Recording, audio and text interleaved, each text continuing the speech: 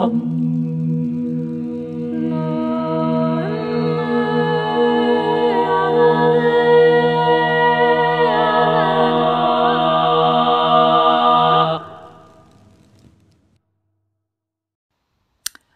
bonjour tout le monde, je suis très heureuse de vous retrouver pour ce nouvel enregistrement autour de la nouvelle lune qui aura lieu le 10 mars 2024 à 10h ou 9h en temps universel dans le signe des poissons, et ceci toujours calculé à partir de Paris. Donc cette nouvelle lune m'évoque une manne. Alors cette manne, c'est quelque chose qui est donné de façon providentielle. Et en langage des oiseaux, on trouve la providence qui descend du ciel. C'est une nourriture inespérée. Ce sont ce que les Hébreux ont reçu pendant la traversée du désert.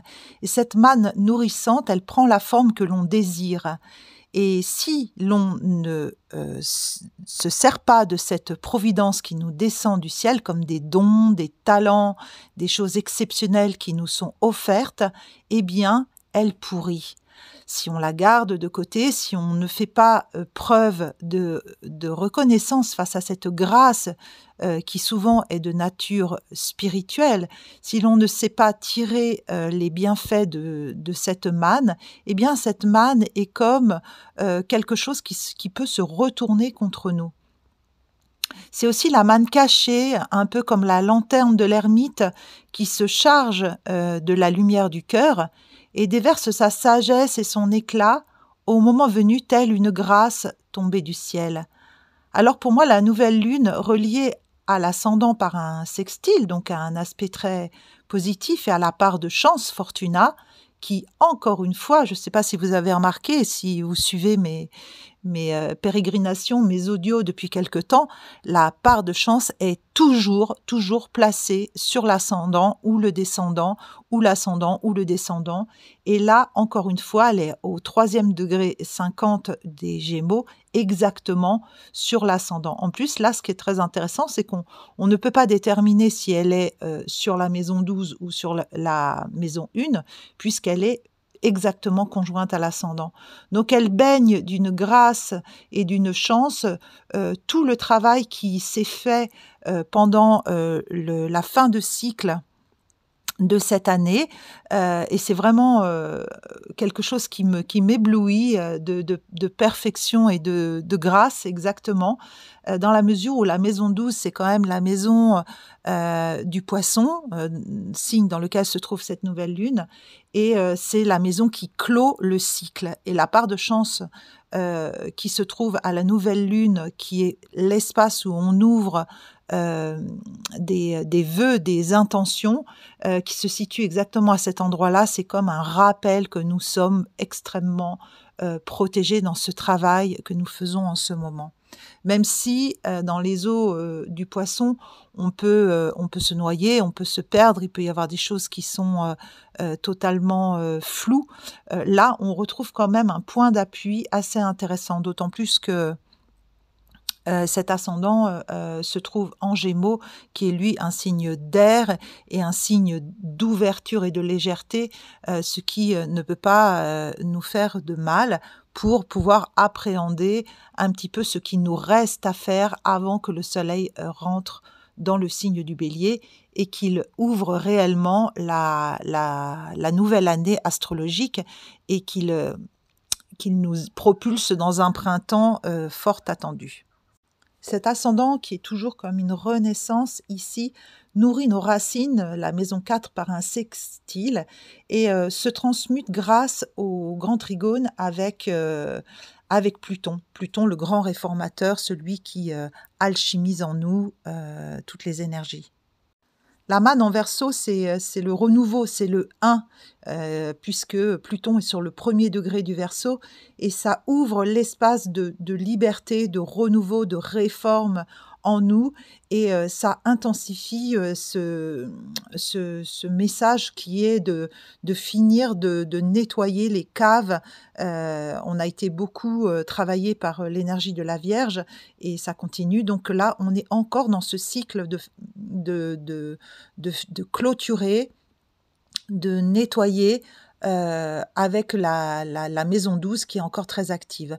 Ce qui peut faire aussi, remonter, des enfermements qui sont assez puissants, des endroits où on se sent, prisonnier, où il y a encore du tumulte et des échos, très douloureux en nous puisque cette, maison douce, c'est la maison des épreuves, qui s'achève et qui, se libère aussi quand elle est, fortement mise en lumière. Donc le signe du Poisson et la maison 12 sont dans cette, nouvelle lune des espaces qui sont totalement interceptés. Bon, on va y revenir. Vous savez que j'aime bien observer ça dans le thème, que ce soit les thèmes de naissance ou que ce soit les thèmes de transit, parce que je trouve qu'il y a quand même quelque chose qui se travaille en arrière-fond, qui semble invisible aux yeux et qui pourtant, est extrêmement important et présent. Vous vous souvenez, vous devez savoir que nous sommes faits de 95 d'inconscient. Nous sommes faits aussi de 60 à 70 d'eau en nous et tout ça, c'est vraiment de l'énergie neptunienne, lunaire, maison 12, très en lien avec le Poisson. C'est encore ces espaces-là qui sont, actifs en nous et qui nous demandent de lâcher, et des mémoires et des comportements, très sensibles, d'observer nos blessures et les remontées, sont extrêmement fortes en ce moment. Je croise beaucoup de gens, qui subissent un peu leur vie et qui se sentent dans des fatigues extrêmes, qui se sentent, désaxés, perdus, désorientés parce que justement, là, la période, elle est au nettoyage en profondeur de tous ces espaces-là. En plus, on a l'axe d'incarnation qui est également dans cette zone interceptée, donc ça veut bien dire que là, on est sur du travail, très, très, très en profondeur. Avant de pouvoir ouvrir un nouveau cycle, quand le soleil va rentrer en bélier, il nous faut bien, nettoyer avec la Vierge et avec toutes les lunes noires qui sont aussi dans le signe de la Vierge, tous ces espaces en nous que l'on a parfois négligés ou qui nous remontent des profondeurs de nos lignées. Alors évidemment, c'est jamais quelque chose de très agréable. Et là, pour une fois, les personnes qui ont des énergies très plutoniennes ou très scorpionnes, qui ramassent fortement des épreuves depuis ces derniers temps, sont quand même malgré tout favorisés parce qu'ils portent en eux une capacité à renaître de leurs cendres, à faire des mues, à alchimiser toutes ces énergies qui remontent et qui ont besoin d'être libérées. Et un ascendant Gémeaux permet également quand même de libérer des choses et par la parole, et par le mouvement, et par la pensée. D'autant plus qu'on va le voir que Mercure a quand même beaucoup d'aspects intéressants aussi. Et Mercure, c'est quand même celui qui s'occupe dans le zodiaque de gérer la communication et la pensée. L'ascendant Gémeaux, c'est un peu comme si il y avait quelque chose de vif, de jeune, de léger, de papillonnant et un cœur adolescent habité par une Vesta qui est quand même notre label au feu sacré. Il y a une invitation à s'élever et s'alléger pour finir ce cycle très perturbant qui est en cours. Un an se clôture. Le Poisson finit donc avec cette énergie interceptée. Donc, je vous ai représenté des graphiques où on voit toute la zone interceptée de la maison 11 et de la maison 12. Et vous allez pouvoir observer à quel point c'est la moitié du zodiaque qui se trouve dans cette zone interceptée et pas n'importe quelle moitié, la moitié où se trouvent toutes les planètes, sauf Vénus qui est en lisière, Mars et Pluton. Sinon, on a toutes les planètes qui sont en zone interceptée. C'est comme un petit peu l'énergie d'une rétrogradation. Il y a quelque chose à l'intérieur qui se cache, qui est enfoui, qui a besoin de s'appuyer sur l'extérieur pour pouvoir se hisser hors d'eux.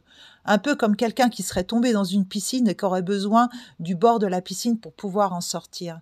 Et ce qui se trouve au bord de cette piscine, eh bien, il se trouve que c'est cet ascendant Gémeaux et c'est cette Vénus et ce Mars qui sont toujours au moment de la nouvelle lune en Verseau et qui vont pas tarder à rentrer dans l'énergie du Poisson. Donc, à la nouvelle lune, on peut s'appuyer sur la force guerrière d'une Pallas, on peut s'appuyer sur l'énergie plutonienne de transformation, on peut s'appuyer sur un Cérès, faire des choix sages en Capricorne, et sur notre force d'action et nos valeurs que sont Vénus et Mars. Mais ça n'empêche que la plongée dans les eaux troubles, parfois des abysses très profondes des océans de notre inconscient, est toujours active, et ceci, à mon avis, jusqu'à l'entrée du soleil en bélier. Donc il va falloir un petit peu encore serrer les dents et puis monter sur la planche de surf pour pouvoir prendre le vent du printemps et ne pas rester coulé dans le cycle qui s'achève. Les deux axes qui sont donc interceptés, c'est l'axe taureau-scorpion et puis vierge-poisson, qui ont été extrêmement travaillés ces derniers temps et qui contiennent aussi du coup Uranus et Jupiter, qui se rapprochent fortement de la belle bleue électrique et qui sera donc en conjonction avec elle au mois d'avril, donc le mois prochain. Donc là, on a quand même une invitation à observer tout ce travail qui se fait de guérison, puisque on a aussi un Chiron, le grand guérisseur, qui est toujours proche du nord, une invitation à guérir dans notre individualité, mais qui est aussi toujours dans cette maison 12. Donc là, on est encore dans un travail très souterrain et très sensible, hyper sensible.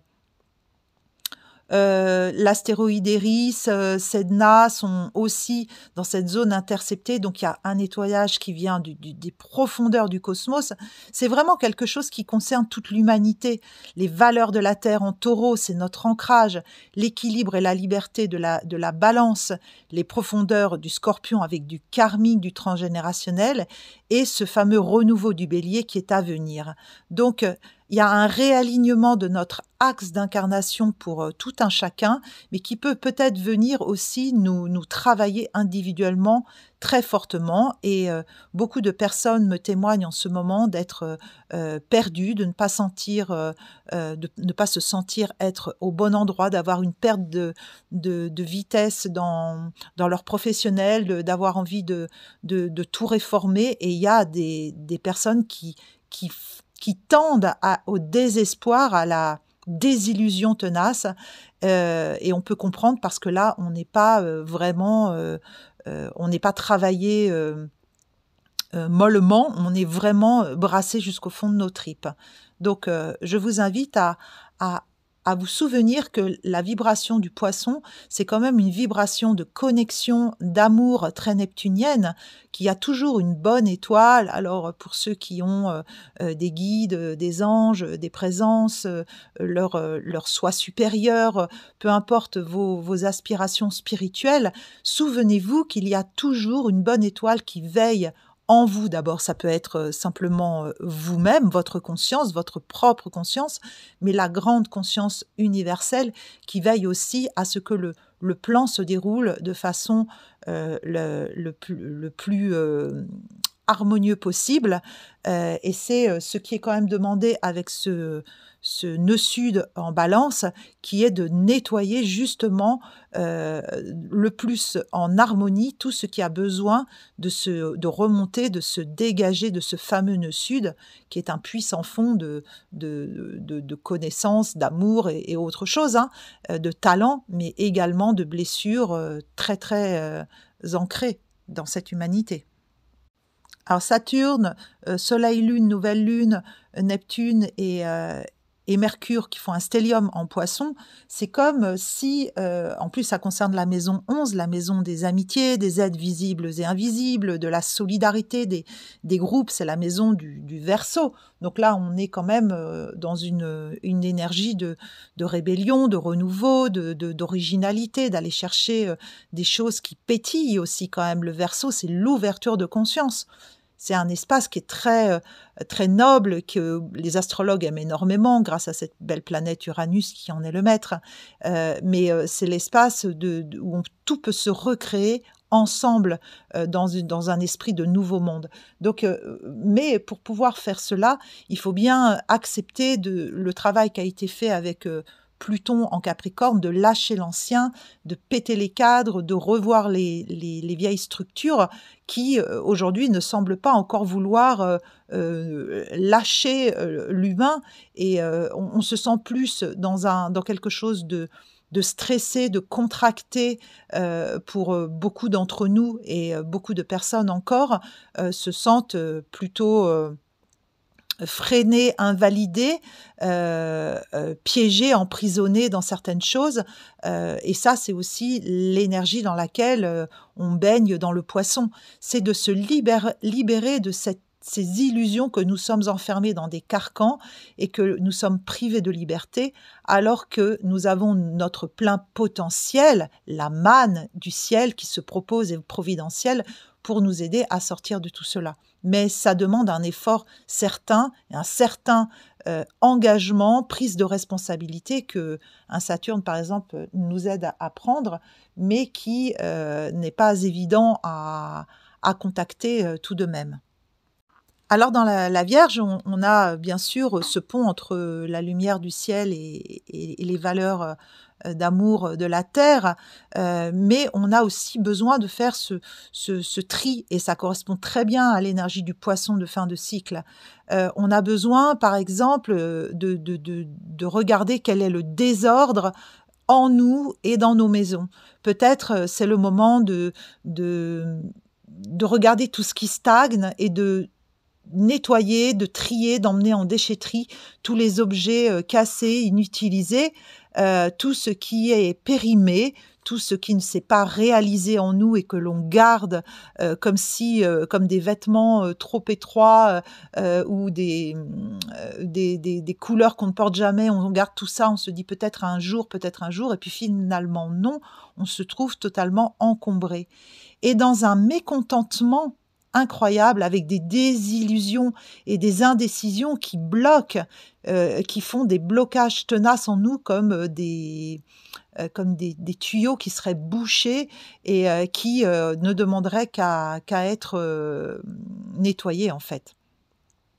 La prospérité est bloquée, l'abondance est bloquée, parce que les objets défectueux en nous, tous ces espoirs, toutes ces choses qu'on essaye de réparer, tous ces manques, tous ces dysfonctionnements sont encore là à boucher les canaux d'abondance en nous.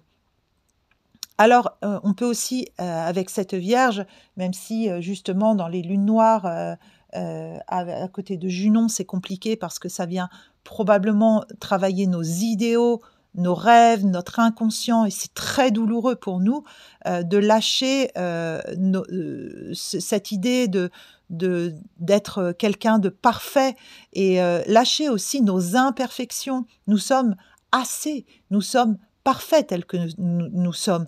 Peut-être cesser un peu de se torturer à vouloir toujours devenir quelqu'un d'autre. Ce qui me vient également, c'est peut-être de lâcher toutes ces petites trahisons, toutes ces lâchetés, toutes ces médiocrités que l'on entretient par peur de sortir de nos zones de confort, pour garder dans nos maisons, dans notre maison intérieure, dans notre émotionnel, dans nos cœurs, toutes ces choses, toutes ces pensées qui deviennent superflues, tous ces sentiments qui continuent à vivre malgré qu'on ait demandé à changer. On est comme agi inconsciemment par un corps qui n'accepte pas le nettoyage cellulaire, et pourtant il est très important de faire le travail à tous les niveaux, que ce soit corps, âme, esprit, éther, tout ce que vous voulez. Alors c'est des remontées de colère, de tristesse, parce qu'on n'arrive pas à lâcher tous ces héritages, tous ces cadeaux qu'on nous a faits, qui trônent sur des meubles anciens qu'on ne veut plus, mais que l'on garde par loyauté sacrificielle à nos parents, à nos familles, à nos lignées. Tout ça, c'est des énergies qui deviennent négatives, qui drainent énergétiquement du négatif, et il nous est demandé de fermer ces espaces-là pour pouvoir s'ouvrir à l'avenir et l'avenir, c'est ce qui est à venir et même si cela fait des réveils de blessures, que ça asticote et que ça crée des conflits, il nous est demandé à l'intérieur de nous de lâcher toutes ces décos obsolètes qui sont le reflet de luttes passées, qui nous retiennent et qui bloquent tous nos rêves actuels. Donc là, c'est vraiment une invitation et merci à ces lunes noires en Vierge et en maison 5, la maison de l'amour, ça concerne les enfants, ça concerne notre créativité et lâcher toutes ces illusions, tous ces idéaux que l'on peut avoir aussi sur la façon d'aimer, sur l'amour, la transmission que l'on peut mettre pour nos enfants, pour nos lignées. Toutes ces réformes que l'on doit pratiquer pour pouvoir à nouveau renaître en face en nouvelle lune poisson et réoffrir tout cela au collectif. Encore une fois, tout est une question d'observer ce moi-je face à l'autre en face. Qu'est-ce que je peux donner? Est-ce que je suis intéressant? Est-ce que je suis nourrissant? Si j'arrive avec un paquet noir collé sur moi, est-ce que l'on va avoir envie de me chérir, de me protéger, de m'aimer, de me câliner si j'arrive en étant une boule sombre, fermée, lourde, peut-être même collante de toutes les expériences du passé que l'on ne veut pas lâcher. Alors voilà, l'invitation, elle n'est pas de se culpabiliser ou de se dire: «Ah là là, je suis comme ça, j'ai pas fait ce qu'il faut. Oh non, il faut encore que je travaille, que je fasse ci, que je fasse ça». L'invitation, elle n'est pas de se cristalliser sur ce qui est à faire et sur ce qui est lourd, c'est de laisser en soi circuler. Mais avec quand même un Mars Verseau qui dit bah oui, il va quand même falloir ouvrir 3 cartons. Hein. Le carton, je mets à la déchetterie, le carton, je donne, et le carton, je range au grenier parce que j'y tiens quand même. Ce sont des souvenirs importants que j'aimerais retrouver. Mais à un moment, il va bien falloir quand même poser ces cartons en recyclerie ou à la déchetterie et là, s'alléger réellement. Sans action, sans passage à l'acte, on reste dans les illusions neptuniennes de un jour mon prince viendra, un jour les choses vont arriver comme par magie, je vais gagner au loto, un jour, et finalement ce jour probablement n'arrive jamais. La manne descend du plus haut, de la grâce que l'on s'accorde parce que l'on est prêt enfin à faire les réformes jusque dans la matière, jusque dans nos corps. Et c'est aussi ça qui est demandé. C'est pour ça que c'est très sensible, parce que c'est dans des zones qui sont interceptées, inconscientes, une épuration de tous nos schémas, de nos croyances. Et d'ailleurs, ce Mercure nous le rappelle également. Comme on n'y voit pas très clair, parce que de telles zones d'ombre sont encore présentes, on semble nager dans des esprits brumeux et ténébreux. Alors, ce Mercure, il va franchir le seuil du Bélier le 10, donc le jour de cette nouvelle lune, avec comme une proposition de remettre un feu nouveau, pionnier dans notre esprit, avec des parties guerrières, des éclats, peut-être des disputes, des remises à niveau qui sont nécessaires pour se réaligner, pour sortir d'une léthargie dans le mental, dans la communication, qui est préjudiciable dans les relations, évidemment. Donc un Mercure Bélier, bon bah il a quand même conjoint à Neptune une certaine, il est accompagné de la douceur de Neptune, mais il rentre quand même dans le Bélier pour un petit peu réformer en maison 11 les groupes, les amitiés. Il peut y avoir des discussions vives pour justement remettre à niveau les relations. La photo qui est prise le jour de la nouvelle lune, le jour où on plante la graine pour le cycle des 28 jours qui s'ouvrent, est très intéressante. C'est le moment de déposer des intentions. D'ailleurs, j'ai fait une méditation qui s'appelle la méditation de Lady Oceania, qui est une grande baleine stellaire, qui est toujours disponible et en lien dans la description. Et je vous invite toujours à venir vers moi si vous le souhaitez, pour l'instant par mail, puisque mon site est toujours en réforme, pour bénéficier de toutes les prestations que je peux vous offrir autour de l'astrologie et de l'art-thérapie. J'aime le dire et d'ailleurs je vais parler de Vénus, l'amour, mais Vénus qui est aussi, celle qui porte les valeurs, la maîtresse, du zodiaque qui, rentre en Poisson le 12, donc 2 jours après cette nouvelle lune. Au moment où l'on, peut déposer de façon, providentielle nos vœux et nos intentions.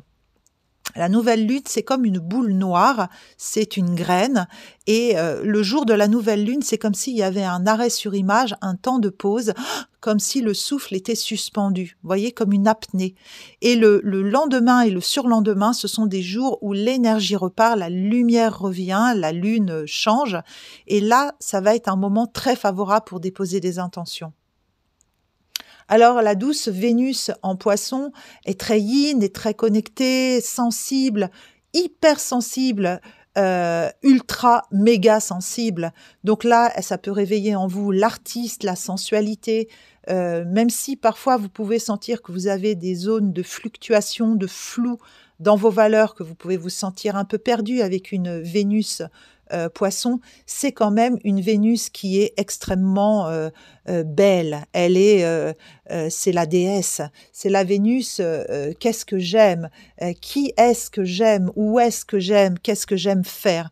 Donc c'est le moment aussi d'ouvrir son cœur grand à l'amour, à la créativité, à toutes ces belles connexions conscientes et inconscientes, qui ne demandent qu'à vivre, émerger et fleurir en nous. Parce que Vénus, après, elle va arriver pour déposer tout ça dans le feu du Bélier, dans quelque temps. J'aime vous parler des transits à venir, ce n'est pas juste une photo instantanée, figée, ce sont des énergies qui sont en mouvement autour dans cette roue du zodiaque.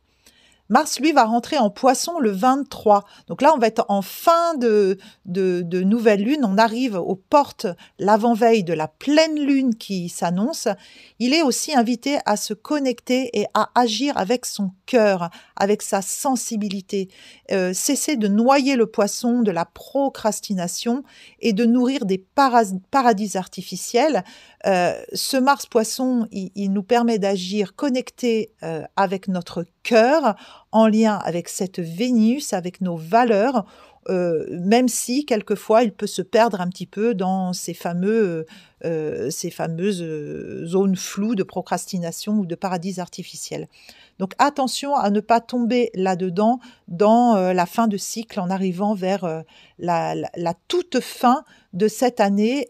C'est de finir le cycle en étant quand même vigilant à ne pas se perdre dans les espaces du Poisson.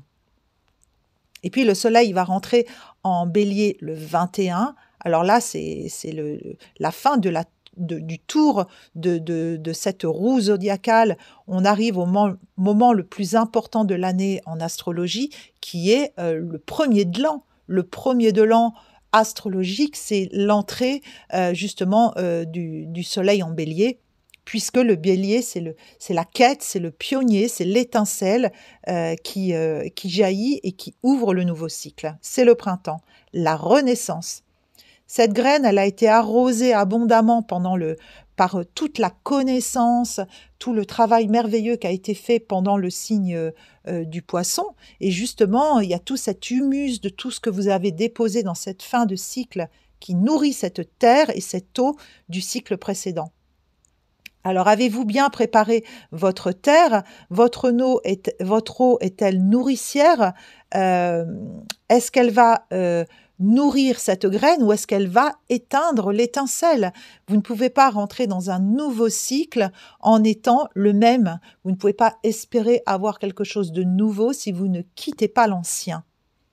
Donc, on arrive dans cette énergie pionnière, guerrière. C'est le poussin qui fend la coquille de l'œuf, et la question fondamentale que l'on peut se poser à l'intérieur de cette naissance, c'est de la poule ou de l'œuf, qui était le premier? Et ça, c'est une question qui est très neptunienne, qui est très poissonnienne. Donc, interrogez-vous sur ça pour finir le cycle de nouvelle lune jusqu'à la prochaine, l'ouverture de ce cycle, le 21. Mais ne vous perdez pas à tourner en rond dans la coquille. La Lune va transiter pendant 2 jours et demi, tous les 2 jours et demi à peu près, le signe du Poisson, du Bélier, du Taureau, des Gémeaux, du Cancer, du Lion et de la Vierge jusqu'à cette prochaine pleine lune. Donc ça veut dire que tous ces signes-là vont être des signes qui vont être totalement connectés à leur sensibilité, à leur inconscient, qui sont invités à plonger dans leur cœur créatif, dans les rêves, dans leur inconscient. Il y a quelque chose qui est extrêmement favorisé pour ces signes-là pendant le passage de la lune, dans l'ordre où je vous les ai énumérés en fait. Cérès est conjointe à Cupidon en Capricorne. Alors là, je ressens comme toujours une nécessité de vérifier ce que l'on veut moissonner, notamment en amour. Et là, dans la maison 8, on peut sentir que ça soutient un peu le travail qui se fait encore dans la fin de cycle du Poisson, avec des remontées karmiques dans les lignées, toutes les agressions reçues dans le transgénérationnel, dans le passé, tout ce qui est douloureux peut remonter des caves et voire même de nos enfers intimes. Tout ça pour y déposer évidemment de la conscience, de la sagesse en Capricorne, de l'amour, mais il est quand même nécessaire de revoir tout ce qui s'est passé en Capricorne ces dernières années, tout ce que Pluton a demandé de lâcher, parce que Pluton, là, il est en Verseau, mais il va faire un petit retour en arrière prochainement dans le signe du Capricorne pour vérifier qu'on a bien nettoyé nos caves et qu'on a bien accepté de lâcher, de trier. Donc tout ce travail qui est proposé là, lors de cette nouvelle lune, est extrêmement important. Et la pleine lune qui aura lieu dans 6 mois en face le sera tout autant parce qu'il y aura un miroir très puissant. Là, au moment où je vous dis ça, les cloches de midi se mettent à sonner. Alors, je vais les laisser en arrière-fond puisque c'est comme un appel à sonner les cloches de notre temple intérieur, sans aucune connotation religieuse, évidemment. Pallas est en maison 7, la maison de la relation proche, également du couple. Elle nous demande d'observer où nous sommes dans l'équilibre de nos polarités. Athéna s'occupe, avec son œil perçant de chouette, de remettre dans le bon angle ce qui doit être vu et été mis sous le tapis. Alors, il y a quand même des tensions qui peuvent se révéler entre moi et l'autre, des réajustements parfois assez yang, virils, qui peuvent se faire justement parce que chacun a ce travail intime à faire de rééquilibrage de ses propres polarités. Et je dirais qu'avec Athéna, il n'y a pas de compromis possible. Elle est guerrière, elle tranche et elle demande justement à ce que le travail soit fait pour pouvoir retomber dans l'équilibre de la balance, retomber dans la justesse de cet équilibre yin-yang, dans ce taïki intérieur.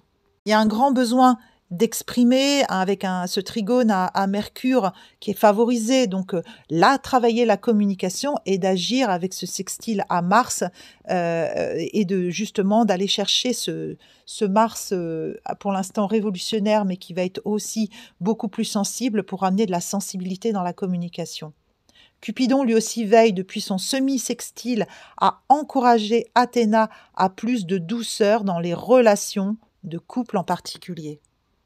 Pluton pousse Athéna à se transformer pour sortir de sa guerrière enragée et lui permet de voir et de réformer en profondeur avec le sextile sur Mercure sa façon de se présenter au monde avec un trigone à l'ascendant. Par contre, le carré à la maison 12 montre bien qu'il y a une fin de cycle. Ce Pluton, il est quand même encore très enseveli. Voilà, le travail, il est encore très, très, très en profondeur. Même s'il a passé la porte du Verseau, il travaille encore dans les sous-couches, dans les caves, hein, comme je dis. Alors, il y a une très, très grande maison 12 et une très, très grande maison 11 qui travaillent dans les 2 axes interceptés. Et je trouve que là, l'invitation, elle est quand même à observer la moitié de ce que nous sommes, qui est, que l'on croit que nous avons des parts, inconscientes par moitié. Or nous avons, bien plus que ça, d'inconscient et c'est ça aussi que ça révèle, c'est qu'on les petits pourcentages de conscience que l'on a, se croient investis de tout ce que nous sommes. Or, nous sommes vraiment, vraiment faits de parts très inconscientes. Alors est-ce que c'est ma des formations, d'hypnothérapeute, mes énergies scorpionnes qui m'incitent et qui m'invitent à vous dire ça, je ne crois pas quand même que cela soit suffisant à expliquer ce que je ressente. On va pouvoir s'appuyer quand même sur l'énergie Gémeaux, comme je l'ai dit, et cet ascendant, qui amène vers le printemps, l'énergie du Verseau de renouveau, le feu du Sagittaire qui nous pousse vers une quête plus lointaine et le soleil, l'énergie d'amour du lion. Ce sont les 4 signes qui sont en bordure, donc de l'air et du feu, de ces 2 grandes zones interceptées.